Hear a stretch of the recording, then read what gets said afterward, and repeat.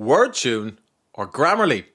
Which is the best editing software for you? Hi there, my name is Brian Collins and I've tested the free and premium versions of both Wordtune and Grammarly extensively. So in this video, I'm going to pit both tools against each other so you can understand which is the right tool for you. At its core, Wordtune is basically a tool that you can use to rewrite your articles or your sentences or paragraphs quickly and easily. It uses AI. It's also great for summarizing pieces of content. Grammarly does all that, but it's also a grammar checker, a spelling checker, and a plagiarism checker. It's basically an all-in-one writing assistant. So Wordtune has one or two specific use cases related to summarizing your content, whereas Grammarly does quite a bit more. One of the great things about Grammarly is that it's free to use.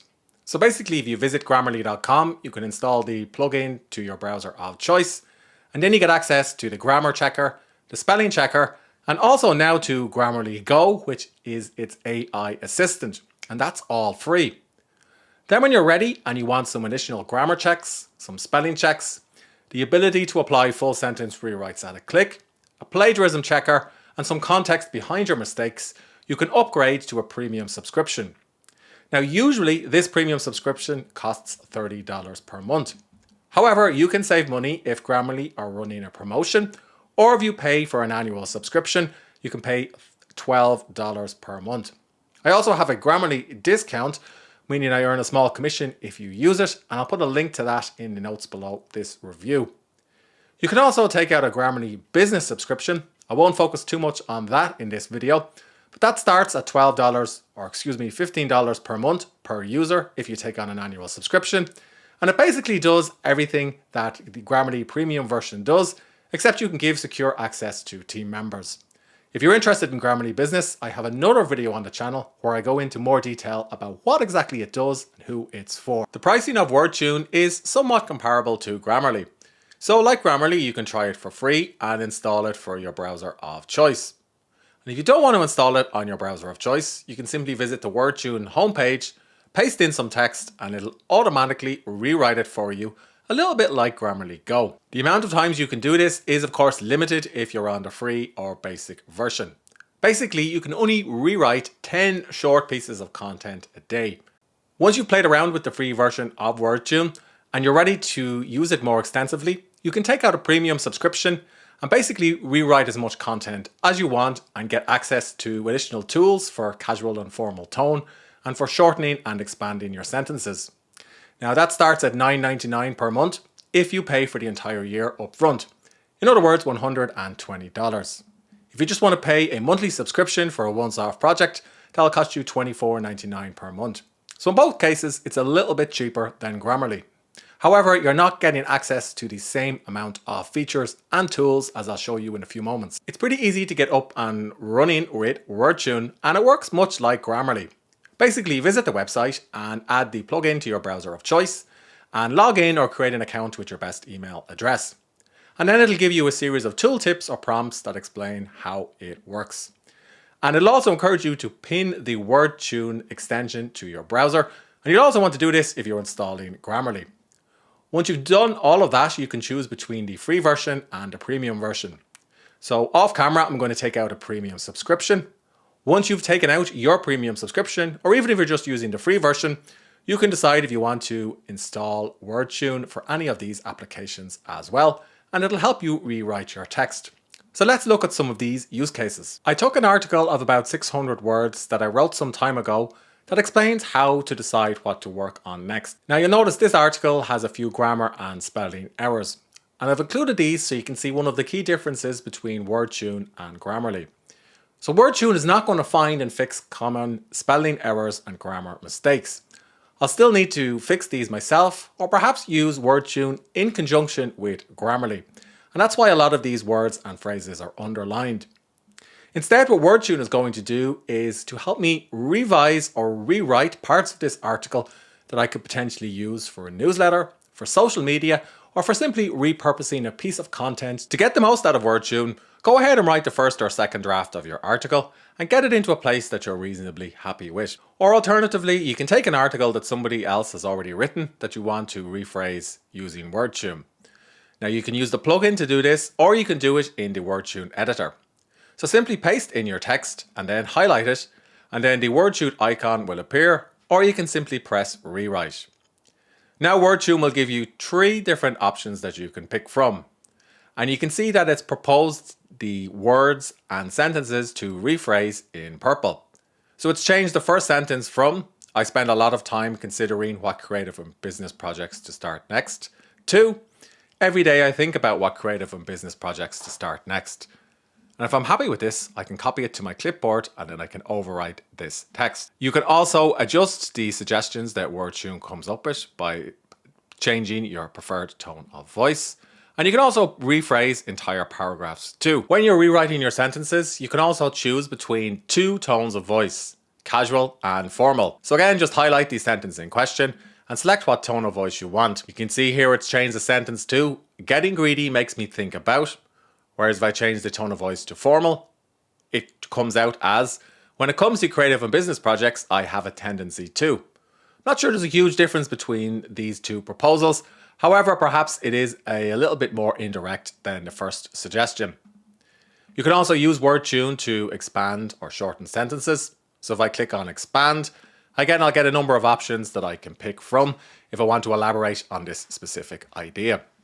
All of this is quite helpful if you are unsure how to expand a first draft or perhaps condense a lengthy article. I also found it quite useful for taking content and figuring out how to express it using different language and different terminology. Suffice to say, you're only getting 10 suggestions with the free version of Wordtune. And considering it proposes 3+ suggestions each time you use it, you won't be long going through your 10 suggestions, so you will need to upgrade to the premium version for using it for rephrasing your content. Now, as mentioned before, Grammarly works differently. So you can use it with Wordtune to fix your grammar and spelling errors, but you can also use Grammarly Go, which is its new souped up AI-powered writing tool, to do pretty much what Wordtune does, but in a different way. So you can use Grammarly Go pretty much anywhere once you've installed the plugin or desktop app. Now for simplicity's sake, I'm going to use it in the Wordtune editor. All I need to do is highlight some text and then click on the Grammarly Go icon at the bottom of my screen. And now you can see Grammarly will give me a couple of different suggestions for improving this text or making it more engaging. So I'm going to select Make It More Engaging. And now Grammarly Go will give me a suggestion that I can insert directly into my document. I often find myself pondering what new creative and business endeavors to embark on next. So if I like that, I can insert that particular text. And you can also use text prompts, much like ChatGPT, to lengthen or shorten or completely change your tone of voice. So I could say, make this more formal. And Grammarly Go will come up with a different suggestion that I can again insert into my document. And you can also use Grammarly Go to select your preferred tone of voice for the entire document. So you could go for casual and personal, and then you could select your preferred English that you'd like to write in.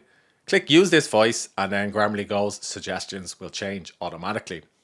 So basically it works quite like Wordtune, except you're also able to use text prompts and you're getting access to the grammar checker, the spelling checker, the plagiarism checker, and so on.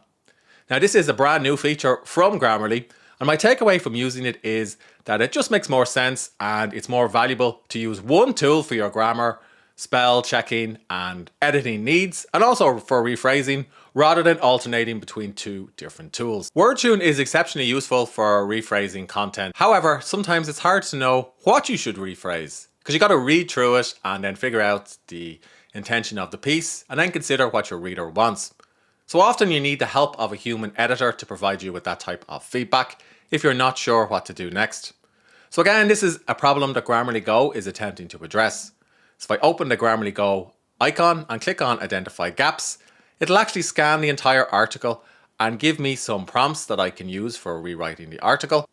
So you can see in this case, it's given me 3 different areas for improvement. 1, I need to simplify my language.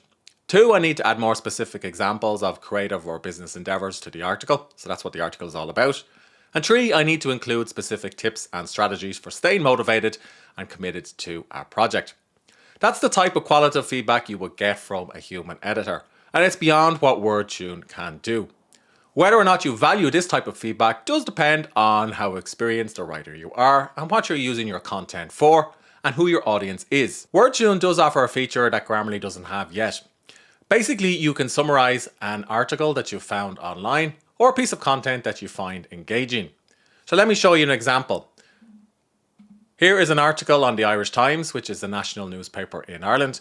And it's all about the prices of houses in Ireland at the time. So I can simply take this URL and I can go over to Wordtune.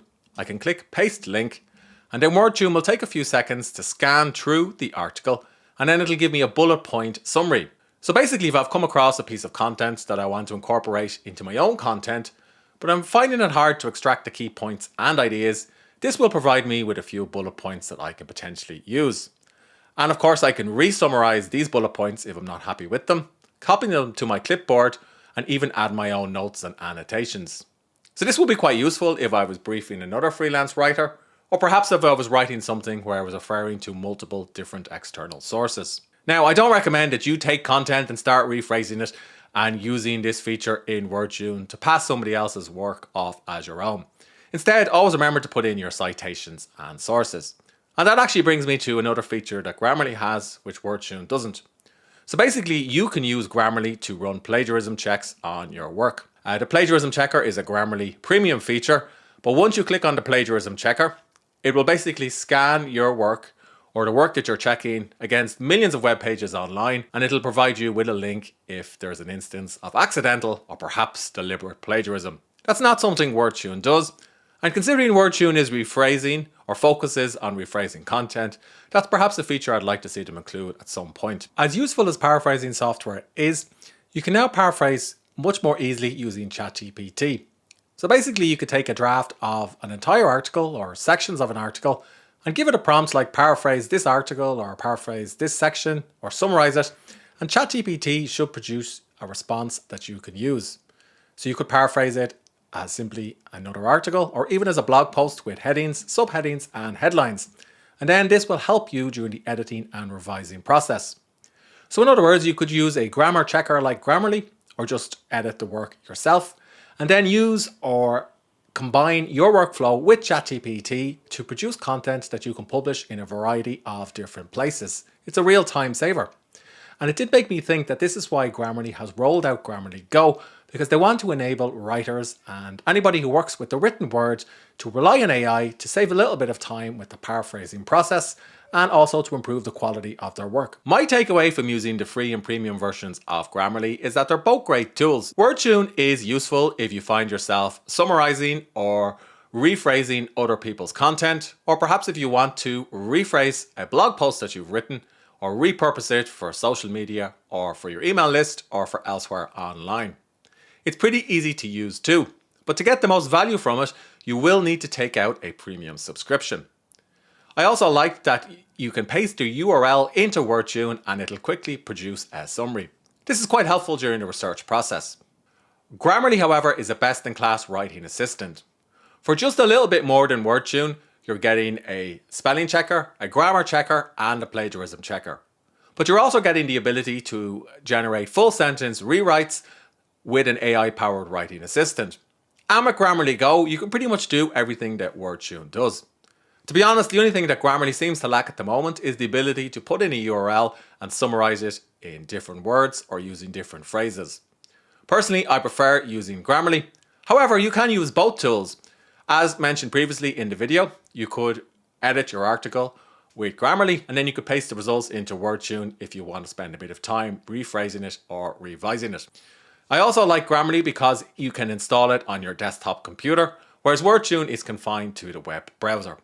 That said, they're both great tools and they're both useful for writers, particularly if you're interested in the latest AI writing software. So check both out and see if they fit into your toolbox. If you've got questions about Grammarly or Wordtune, ask me in the comment section below this video and I'll help if I can. And if you want to get more videos like this, don't forget to subscribe to the channel.